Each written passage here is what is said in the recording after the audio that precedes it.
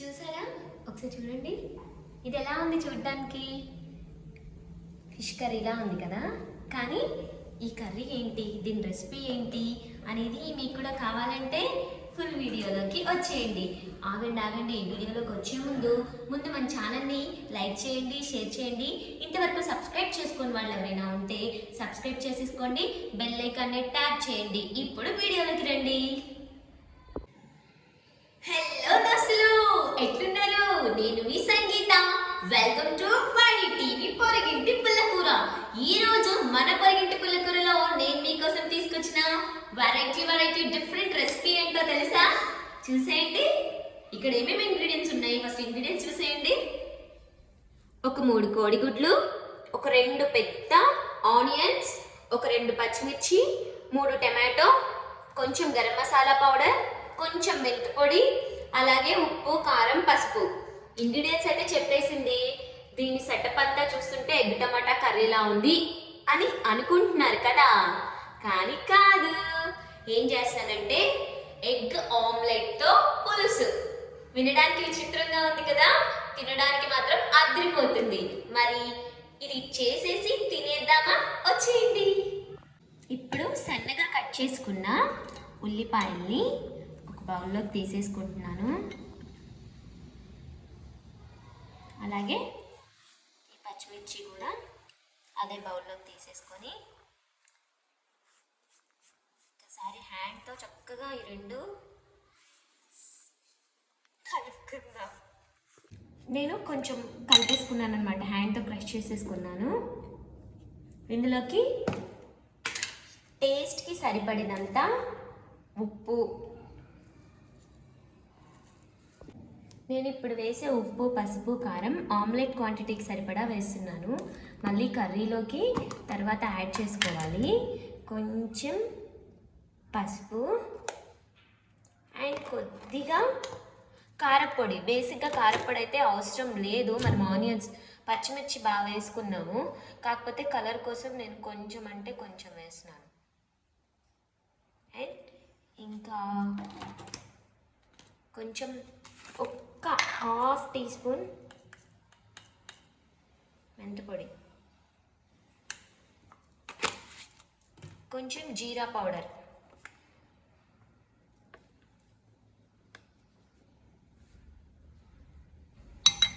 ఇప్పుడు కొంచెం గరం మసాలా పౌడర్,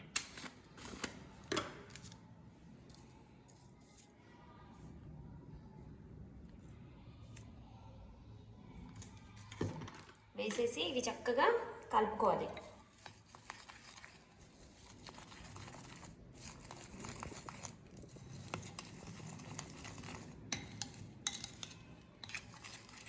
అంటే ఎగ్ ఆమ్లెట్ వేసే ప్రాసెస్ మీకు తెలుసు, కాకపోతే కొంచెం జీరా పౌడరు, కొంచెం మెంతి పొడి, ఇంకా గరం మసాలా, ఇవన్నీ ఎక్స్ట్రా ఇంగ్రీడియంట్స్ అన్నమాట.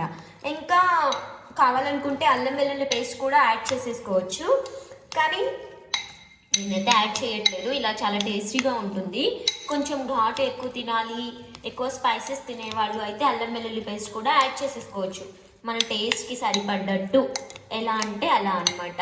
బేసిక్గా ఎగ్ ఆమ్లెట్ ఎలా వేసుకుంటారో అలా. దెన్ ఇప్పుడు ఎగ్స్ కొట్టేసి వేసుకుందాం.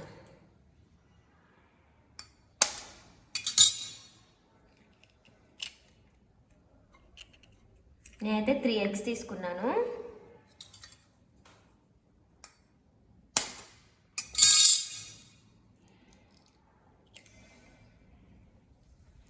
ఫస్ట్ ఆనియన్స్కి ఉప్పు, కారం ఇవన్నీ పట్టించేసి దాని తర్వాత ఎగ్ కొట్టి వేసుకోవాలి. బేసిక్గా ఎగ్ కూడా ఫస్ట్ చాలామంది కొట్టేసి కలుపుతారు, కానీ అప్పుడు పసుపు, ఉప్పు ఇవేమి కలవ అనమాట. సో అందుకని ముందు ఆనియన్స్కి ఇవన్నీ పట్టిన తర్వాత కలుపుకోవాలి. ఇప్పుడు చక్కగా మొత్తం కలిపేసుకుందాం.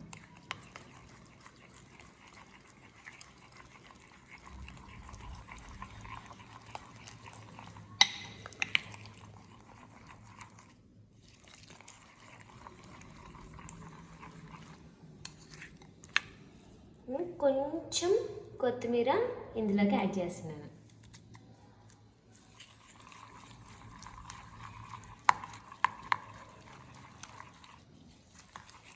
ఇదైతే కలిపేసుకున్నాం కదా, నేను ఒక 5 minutes పక్కన పెట్టేస్తున్నాను. స్టవ్ ఆన్ చేసేసుకొని ప్యాన్ పెట్టేసుకున్నాను. ఇదేంటి దోశ అంటుంది, అంటే ఎగ్ ఆమ్లెట్ అంటుంది, ఇది పెట్టింది అని అనుకుంటున్నారా? కొంచెం మందంగా వేసుకోవాలి. అంటే ప్యాన్ లేకుండా కూడా ఇట్లా కడాయి ఉన్నా కూడా మేనేజ్ చేసుకోవచ్చు. స్పెషల్గా ఎగ్ ఆమ్లెట్ కోసం ప్యాన్ ఏం అవసరం లేదు.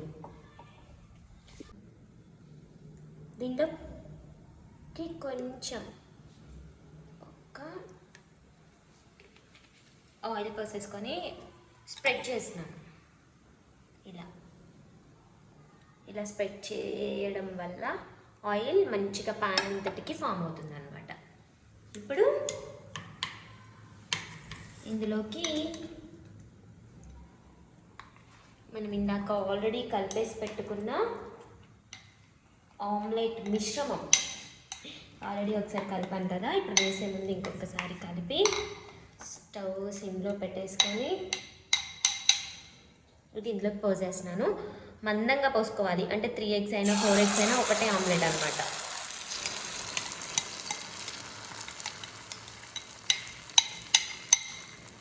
చక్కగా స్ప్రెడ్ చేసేసుకొని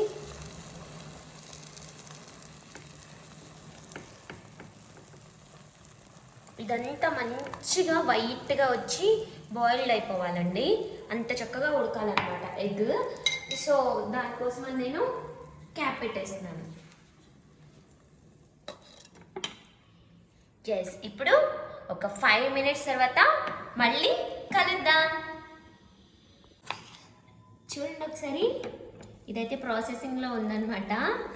ఇది బాయిల్ అయ్యేలోపు సిమ్లోనే పెట్టి ఉడికించుకోవాలండి. అస్సలు టైం వేస్ట్ అవుతుంది, లేట్ అవుతుందని హైలో కానీ మీడియం ఫ్లేమ్లో కానీ పెట్టద్దు. సిమ్లోనే పెట్టి ఉడికించుకోవాలి. ఈలోపు నేను టమాటోస్ అండ్ ఆనియన్స్ కట్ చేసుకుంటాను. కట్ చేసుకొని మళ్ళీ కలుద్దాం. ఎస్, ఇప్పుడు ఒక్కసారి మనం మూత తీసుకొని చూద్దాం ఎక్కడి వరకు వచ్చింది ఏంటి అనేది.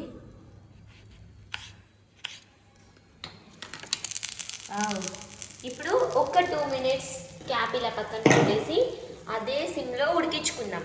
ఎందుకంటే ఇట్లా మూత పెట్టేసి ఉంటే ఇది ఇంకా తిన్నగా అయిపోద్ది అనమాట. ఇప్పుడు ఏంటంటే మనం మూత తీసేయడం వల్ల కొంచెం దీనికి ఎయిర్ తగులుతుంది కదా, ఇది కొంచెం గట్టిగా అవుతుంది, మనకి హాట్గా అవ్వాలి. అందుకని నేను ఇట్లానే సిమ్లోనే మూత తీసేసుకొని ఒక 2 minutes అలా ఉడికించుకుందాం. స్పూన్ ఏం పెట్టొద్దు.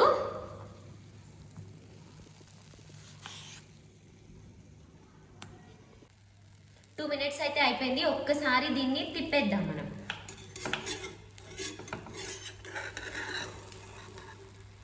స్లోగా బ్రేక్ అవ్వకుండా నీట్గా తిప్పుకోవాలి.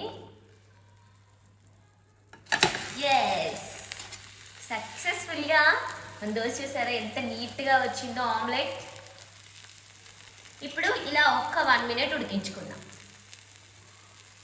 ఆమ్లెట్ అయితే మంచిగా ప్రిపేర్ అయిపోయింది కదా, దీన్ని ఇప్పుడు మన ప్లేట్లోకి తీసేసుకుందాం. వావ్, సూపర్ ఫైన్గా వచ్చింది కదా. ఎస్, ఇప్పుడు ఇదే ప్యాన్ ఇట్లానే ఉంచేసి ఇందులోకి కొంచెం ఆయిల్ పోసేసుకుందాం.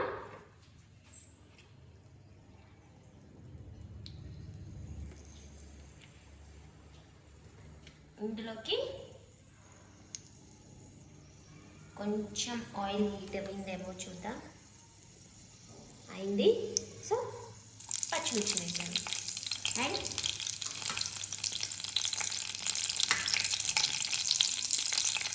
అలాగే ఆనియన్స్ కూడా వేసేస్తున్నాను.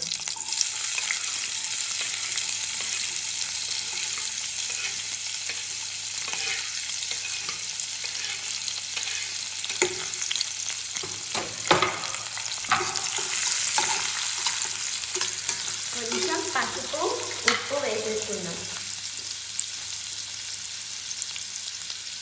కొంచెమే వేసాను ఎందుకంటే ఆల్రెడీ మన ఆమ్లెట్లో కూడా వేసాను కదా. అండ్ ఉప్పు మాత్రం ఒక స్పూన్ వేస్తున్నాను.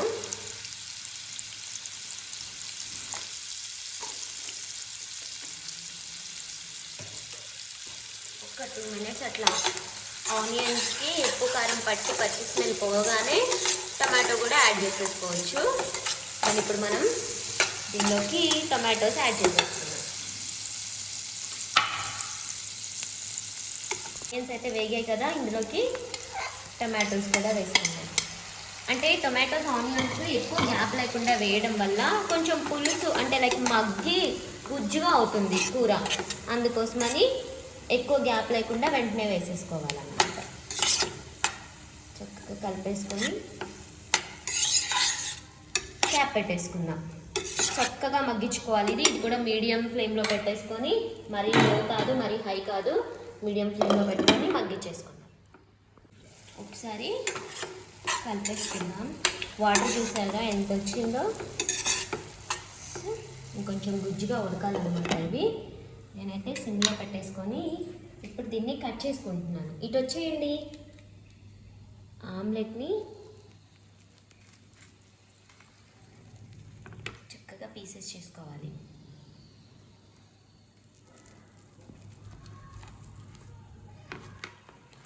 కాలుతుంది.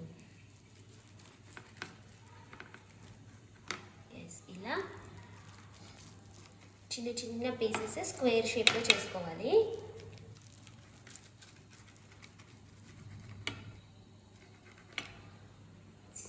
ఇలా స్క్వేర్ షేప్లో అన్నీ నీట్గా కట్ చేసుకోవాలన్నమాట. కట్ చేసుకొని ఏ పీస్కి ఆ పీసు ఇట్లా పక్కగా అంటే ఏమన్నా అంటుకొని ఉన్నాయా లేదా అనేది చూసేసుకొని చక్కగా పక్కన పెట్టేసుకుందాం. ఇప్పుడు ఒక్కసారి కర్రీ ఎక్కడి వరకు వచ్చిందో చూద్దామా.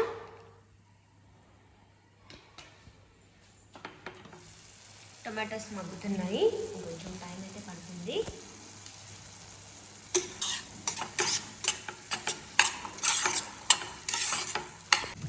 సో టమాటోస్ అయితే 50% మగ్గాయి. దెన్ ఇప్పుడు ఇందులోకి నేను వాటర్ యాడ్ చేస్తున్నాను. ఎందుకో చెప్పండి, నేను ఏం చెప్పాను మీకు? టొమాటో ఎగ్ చారు అని చెప్పాను. సో మరి చారులాగా ఉండాలి కదా, దెన్ అందుకని ఒకవేళ కావాలి అనుకుంటే ఇంకొంచెం ఎక్కువ వాటర్ పోసుకోవచ్చు మీరు.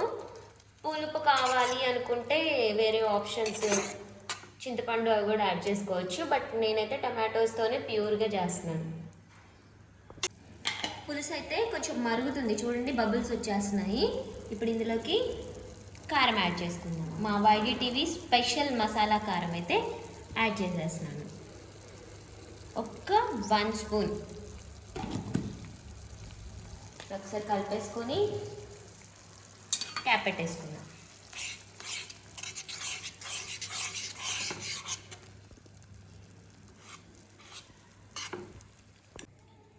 టొమాటో మనం రసం ఇందాక పోసుకున్న వాటర్ మంచిగా పులుసు అయితే మంచిగా నీట్గా మగ్గింది. ఇప్పుడు ఇందులోకి మనము ఒకసారి ఇది కలిపేసుకొని ఇంకొంచెం ఎక్కువ పులుసు కావాలనుకున్న వాళ్ళు వాటర్ ఎక్కువ యాడ్ చేసేసుకోవచ్చు. ఇందులోకి పీసెస్ వేసేస్తాను.